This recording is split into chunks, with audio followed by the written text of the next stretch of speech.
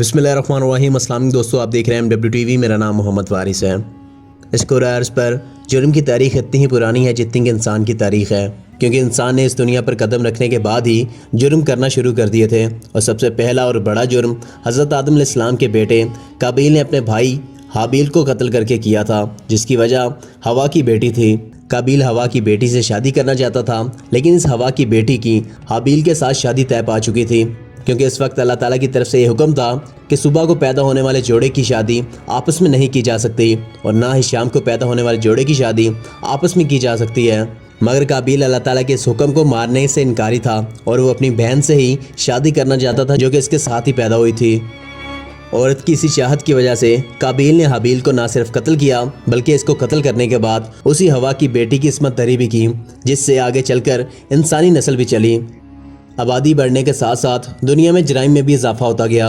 लेकिन आज आपके साथ मैं एक ऐसा वाक़या पेश करने जा रहा हूँ जो कि हाबील और काबील से काफ़ी ज़्यादा मुशाबत रखता है। और ये वाक़या बहुत पुराना नहीं है, बल्कि हालिया दिनों में ही पेश आया है।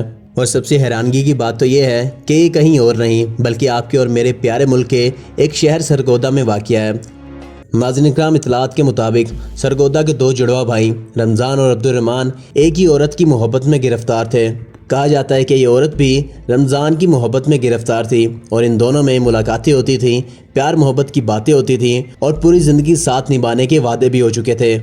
मगर बदकिस्मती से रमज़ान के छोटे भाई अब्दुर्रहमान को भी इसी औरत से मोहब्बत थी और वो इस औरत को अपना बनाना चाहता था। मगर जब अब्दुर्रहमान को ये एहसास हुआ कि ये लड़की उससे मोहब्बत नहीं करती और वो उसके बड़े भाई रमज़ान से मोहब्बत करती है, तो वो अपने आप को रमज़ान बनाकर इस लड़की के सामने पेश करता था। और इन दोनों के दरमियान ना सिर्फ मोहब्बत की बातें होती थी, बल्कि अब्दुर्रहमान ने इस लड़की के साथ जिस्मानी ताल्लुकात भी इस्तवार कर रखे थे।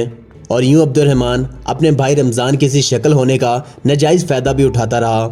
मगर जब इस वाक़े का इल्म रमज़ान को हुआ तो वह तैश में आ गया और आपे से बाहर हो गया। नाज़रीन इकराम, रमज़ान ने अपने ही छोटे भाई को रात की तारीकी में 3 गोलियां मारकर हलाक कर दिया और यूं उसको दुनिया फ़ानी से चलता किया।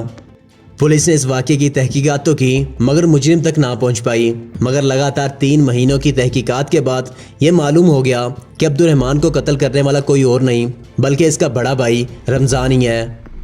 18 सितंबर 2020 को रमज़ान ने अपने आप को पुलिस के हवाले कर दिया और एतराफ़ जुर्म भी कर लिया।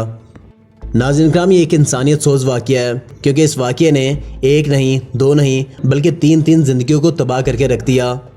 और यकीनन इसमें किसी एक की नहीं, बल्कि तीनों की गलती है। सबसे पहली गलती तो इस औरत की है जिसने रमज़ान के साथ इस तरह के ताल्लुकात इस्तवार किए थे कि वो अपना जिस्म तक इसके आगे पेश कर देती थी। दूसरी गलती अब्दुर्रहमान की है, जिसने जिनसी हवस को पूरा करने के लिए ये सारा कुछ किया। और तीसरी और सबसे बड़ी गलती रमज़ान की है, जिसने एक औरत की मोहब्बत में अपने ही भाई को कत्ल कर डाला।